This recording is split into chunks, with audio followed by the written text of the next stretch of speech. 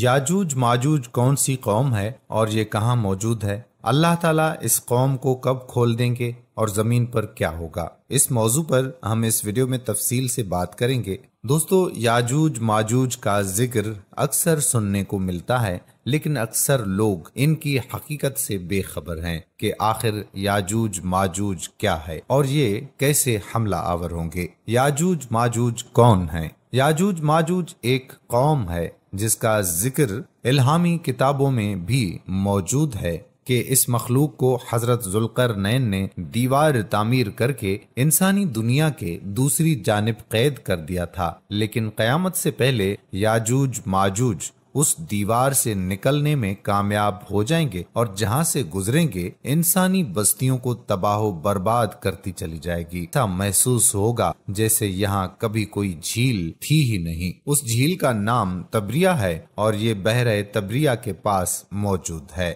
جھیل تبریہ اسرائیل کے شہر تبریہ میں واقع ہے۔ یہ اسرائیل میں سب سے بڑی میٹھے پانی کی جھیل ہے جو 21 کلومیٹر لمبی، 13 کلومیٹر چوڑی اور 43 میٹر گہری ہے۔ یہ وہ جھیل ہے جسے آج اسرائیل اپنے لیے معتبر سمجھ رہا ہے۔ وہی یاجوج ماجوج کی منزل ہوگی جس کا ذکر قرآن مجید نے 1400 سال پہلے فرما دیا تھا۔ یاجوج ماجوج دراصل کون ہیں اور یہ کہاں رہتے ہیں؟ مولانا حافظ رحمان نے اپنی کتاب قصص القرآن میں اس کا ذکر کیا ہے اور قرآن مجید کی سورہ کہف میں اس کا ذکر موجود ہے۔ ارشاد باری تعالیٰ ہے، یہاں تک کہ جب وہ پہاڑوں کے درمیان پہنچے تو انہیں ان پہاڑوں سے پہلے کچھ لوگ ملے جن کے بارے میں ایسا لگتا تھا کہ وہ کوئی بات نہیں سمجھتے۔ مفسرین اور محققین نے لکھا ہے کہ حضرت ذوالقرنین سفر کرتے وہاں جا پہنچے جو آرمینیا اور آذربائیجان کے نزدیک واقع ہے۔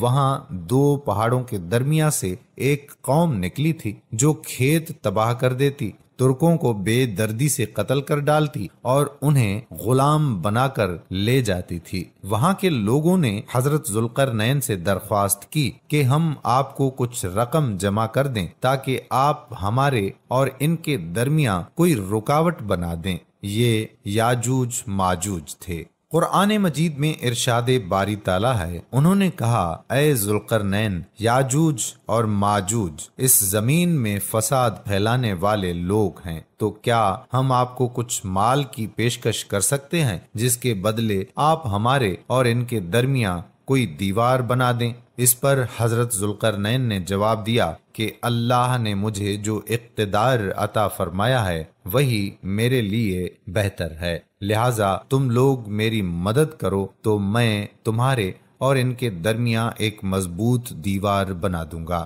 پھر حضرت ذوالقرنین نے لوہے کے بڑے بڑے ٹکڑے دونوں پہاڑوں کے درمیان کھڑے کیے اور لوگوں سے کہا کہ ان کو جلاؤ۔ جب وہ ریڈ ہو گئے تو اس پر پگھلا ہوا تانبا ڈالا گیا تاکہ لوہے کے ٹکڑے مضبوطی سے آپس میں جڑ جائیں اور چکناہٹ کے سبب کوئی اس پر چڑھ نہ سکے۔ چنانچہ یہ دیوار ایسی بن گئی کہ یاجوج ماجوج نہ اس پر چڑھنے کی طاقت رکھتے تھے اور نہ اس میں کوئی سوراخ بنا سکتے تھے۔ کہا جاتا ہے کہ اس کی لمبائی 50 میل، اونچائی 290 فٹ اور چوڑائی 10 فٹ ہے۔ محققین کے مطابق قرآن مجید کی گواہی سے ثابت ہوتا ہے کہ حضرت ذوالقرنین نے پہاڑوں کے درمیان سفر کیا۔ اس پہاڑی سلسلے میں ایک جگہ بہت ہی بلند ترین پہاڑ ہیں جن کے درمیان وہ واحد راستہ ہے جہاں سے آیا جایا جا سکتا ہے، مگر یہ راستہ مکمل برف سے ڈھکا ہوا ہے۔ اس کے اندر لوہا اور دھات موجود ہے۔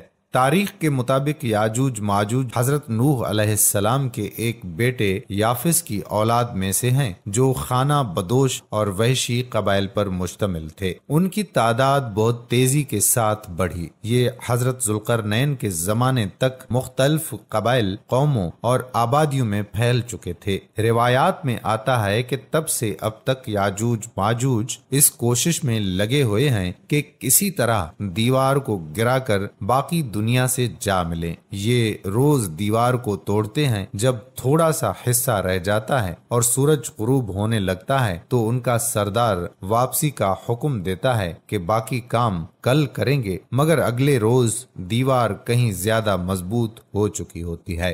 جب یاجوج ماجوج کے خروج کا وقت آ پہنچے گا تو وہ تمام دن دیوار میں سوراخ کریں گے اور ہر روز کی طرح ان کا سردار شام کو واپسی کا حکم دے دے گا اور کہے گا کہ باقی کام کل کریں گے انشاءاللہ۔ اس سے پہلے کبھی انہوں نے یہ الفاظ استعمال نہ کیے ہوں گے۔ ان الفاظ کی برکت سے دوسرے روز دیوار کو ویسا ہی پائیں گے جیسا چھوڑ کر گئے تھے۔ انتہائی پرجوش ہو کر دیوار گرا دیں گے اور زمین پر پھیلتے چلے جائیں گے، جہاں سے گزریں گے تباہی پھیلائیں گے۔ مخلوق خدا کو اپنے شر اور فساد کا نشانہ بنائیں گے۔ ان کا پہلا گروپ جب بھاگتا ہوا جھیل تبریہ سے گزرے گا تو صحیح مسلم کے مطابق وہ سارا پانی پی جائیں گے۔ جب آخری گروہ وہاں پہنچے گا تو کہے گا کہ کبھی یہاں پانی ہوا کرتا تھا۔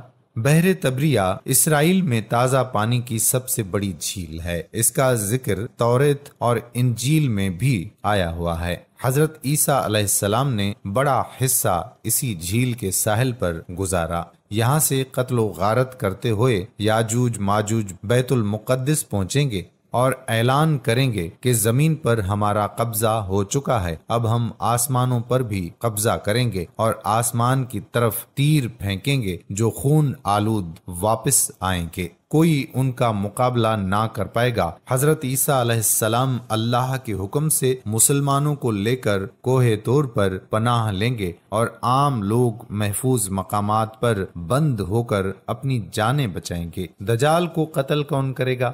مولانا حافظ رحمان نے اپنی کتاب قصص القرآن میں لکھا ہے کہ حضرت عیسیٰ علیہ السلام اور تمام مسلمان مل کر اللہ سے دعا کریں گے کہ ان سے جان چھڑا دیں، پھر اللہ تعالیٰ ان کی گردنوں میں ایسا کیڑا پیدا کرے گا جو ان کی موت کا باعث بنے گا۔ پوری زمین ان کی لاشوں سے بھر جائے گی، پھر اللہ کے حکم سے بارش برسے گی جو زمین کو ان تمام لاشوں سے پاک کر دے گی۔ یاجوج ماجوج کے نکلنے کا وقت ظہور مہدی علیہ السلام پھر خروج دجال کے بعد ہوگا۔ اس وقت حضرت عیسیٰ علیہ السلام نازل ہو کر دجال کو قتل کر چکے ہوں گے۔ ان کے نکلنے کی ایک علامت بحیرہ تبریہ کے پانی کا تیزی سے کم ہونا بیان کیا جاتا ہے، جس کا حدیث مبارکہ میں ذکر بھی ملتا ہے، اور یہی وہ وقت ہوگا جب قیامت قریب ہوگی۔